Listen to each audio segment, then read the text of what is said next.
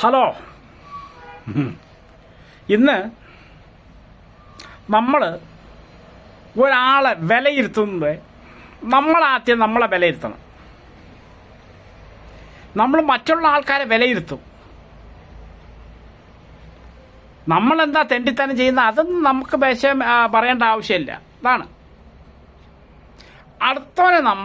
അടുത്തവൻ്റെ കുറ്റം കണ്ടുപിടിക്കാൻ നോക്കുന്നവരാണ് നമ്മൾ.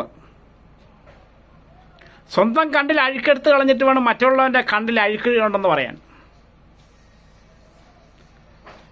സ്വന്തം കാലിൽ മന്ദുണ്ടെങ്കിൽ വേറൊരുത്തനെ മന്തെന്ന് വിളിക്കാൻ നമുക്ക് ഭയങ്കര ആഗ്രഹമാണ്. അവൻ മന്ദനാണ്. പറഞ്ഞ മനസ്സിലാവുന്നുണ്ടോ? നമ്മളെ തെറ്റുകൾ നമ്മൾ ചൂണ്ടിക്കാണിക്കില്ല. അത് നമ്മൾ ചെയ്യുന്ന എല്ലാം ശരിയാണ്. നമ്മളെ മക്കൾ നമ്മൾ എല്ലാം ചെയ്യുന്ന എല്ലാം നല്ല കാര്യം എന്നാണ് നമ്മൾ ചേരാം. പക്ഷെ നമ്മളെ കണ്ടിട്ട് ചിരിച്ചിട്ട് അപ്പുറത്തെ വീട്ട് കുറ്റം പറയുന്ന ആൾക്കാരുണ്ടാവും. അത് ചിന്തിച്ചിരിക്കുന്നില്ല. കാരണം നമ്മളേലും തെറ്റുണ്ട്. നമ്മളൊക്കെ കണ്ടിട്ട് ചിരിച്ചിട്ട് അപ്പുറത്തെ വീട്ടിൽ നമ്മളെ കുറ്റം പറയുന്ന ആൾക്കാരേ ഉള്ളൂ. നമ്മളൊരിക്കലും ഒരാളെ കുറ്റം പറയരുത്. നമ്മളെ കയ്യിൽ തെറ്റുണ്ടാവും. പറഞ്ഞു മനസ്സിലാവുന്നുണ്ടോ? ഒരാൾ ഭിക്ഷയ്ക്ക് വരുന്നുണ്ട്. അവൻ അങ്ങനത്തവനാ ഇങ്ങനത്തവനാ, അവനെ കൊന്ന് കൊടുത്തിട്ട് കാര്യമില്ല, കൊടുക്കരുത്, അങ്ങനെ നമ്മൾ ചിന്തിക്കരുത്.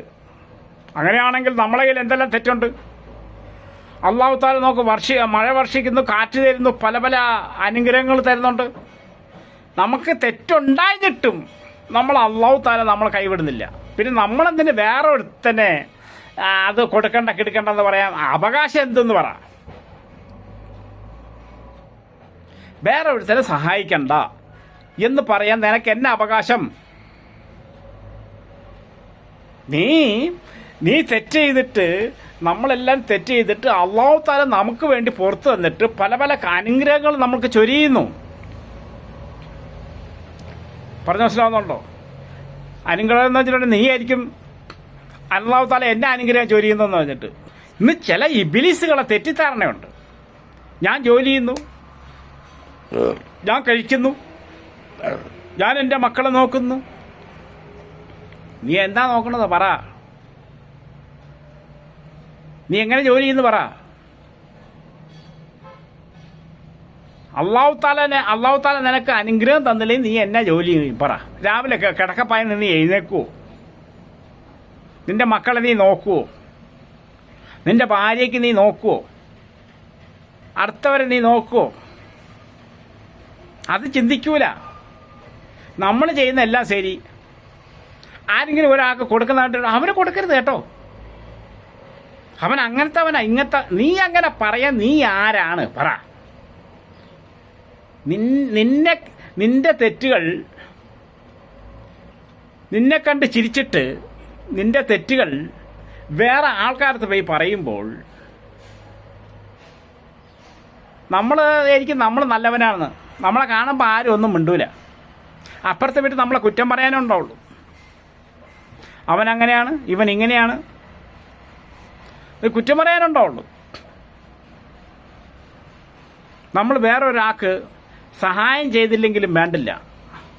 കൊടുക്കുന്നവൻ കൊടുക്കട്ടെ, വാങ്ങിക്കുന്നവൻ വാങ്ങിക്കട്ടെ. അല്ലാഹു തആല ഒരുപാട് നിസ്കരിക്കുന്നവനെയല്ല വില കൊടുത്ത് ഇരുത്തുന്നത്. അടുത്തവനെ സഹായിക്കുന്നവരെയാണ്. അവനെ സഹായിക്കുവാണെങ്കിൽ അൽഹംദുലില്ലാഹ്. ഒരാളെ സഹായിക്കുന്ന കണ്ടിട്ടുണ്ടെങ്കിൽ അല്ലാഹുവേ എനിക്ക് അവനെ സഹായിക്കാനുള്ളൊരു മനസ്സ് തരണേ എന്നെല്ലാം നിങ്ങൾ ചിന്തിക്കണം. ഇപ്പം ഞാൻ 20 വർഷമായിട്ട് പിന്നെ വാടക വീട്ടിൽ കിടക്കുവാണ്. ഞാൻ നോക്കുമ്പോൾ ടൗണിൽ കൂടി വെളുത്ത ഷർട്ടും മൊബൈലൊക്കെ കയ്യിലുണ്ട്. എൻ്റെ ഉള്ളിൽ എന്തെല്ലാം അസുഖമുണ്ടെന്ന് നിനക്കറിയോ? നിങ്ങൾക്ക് ആർക്കെങ്കിലും അറിയോ? അറ്റാക്ക് വന്ന വ്യക്തി, ഷുഗറുണ്ട്, കൊളസ്ട്രോൾ ഉണ്ട്, കാലുവേദനയുണ്ട്, മുട്ടുവേദനയുണ്ട്, ഇതിനൊക്കെ മരുന്ന് കഴിക്കുന്നവനാണ്. അത് നിങ്ങൾക്കറിയാവോ? പിന്നെ നിങ്ങൾ എന്ത് കണ്ടിട്ടാണ് ഓരോരുത്തരെ വിലയിരുത്തുന്നത്? പറ. ലോക കോടീശ്വരന്മാരുണ്ട്, 2 കിഡ്നി പോയവരുണ്ട്, ലിവർ മാറ്റിവെക്കാൻ കിടക്കുന്നവരുണ്ട്, പല പല അസുഖങ്ങളുള്ള ആൾക്കാരെ ഉള്ളു ദുനിയാവിൽ. അസുഖമില്ലാത്ത ആരെങ്കിലും പറഞ്ഞുതരോ? ഒരു വ്യക്തിയെ പറഞ്ഞുതരോ അസുഖമില്ലാത്ത? അപ്പം വേറൊരുത്തനെ സഹായിക്കുമ്പോൾ നിങ്ങൾ സഹായിക്കേണ്ട പറയേണ്ട ആവശ്യമില്ല, വേറൊരുത്തനെ കുറ്റം പറയേണ്ട ആവശ്യമില്ല.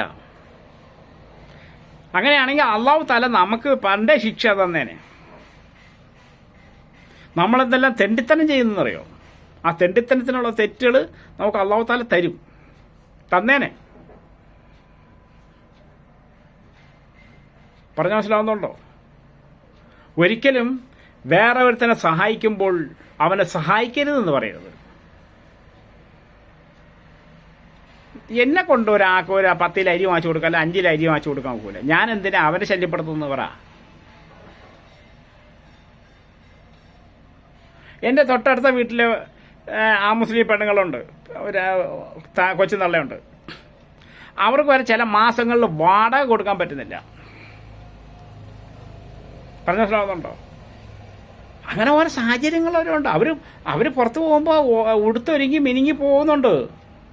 എന്നാലും കൊണ്ട് കീറിപ്പറഞ്ഞ ഡ്രസ്സും ഷട്ടിയൊക്കെ കാണിച്ചിട്ടുണ്ട് പോകണമെന്നറിയണം. അടിവസ്ത്രമൊക്കെ കാണിച്ചുകൊണ്ട് നടക്കണമെന്നോ നിങ്ങളാണ്?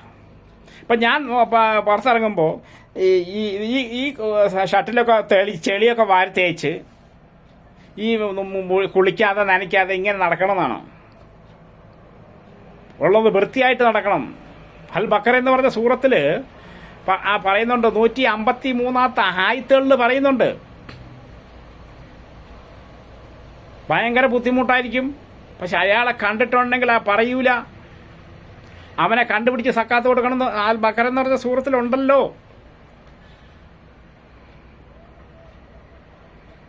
ചില സാഹചര്യങ്ങളിൽ പാവപ്പെട്ടവരാവും. അതിനിപ്പം നമ്മൾ അങ്ങനെ ചെയ്തത് ഇങ്ങനെ ചെയ്തെന്ന് പറയേണ്ട ആവശ്യമില്ല. അല്ലാഹു തആലയുടെ ശിക്ഷ എവിടെ കൂടി കിട്ടുമെന്ന് എനിക്കറിയില്ല. മനുഷ്യന്മാരെ, എന്നെ ശ്രദ്ധിക്കുന്നവരെ, അസ്സലാമു അലൈക്കും. അടുത്ത വീഡിയോ കാണാം.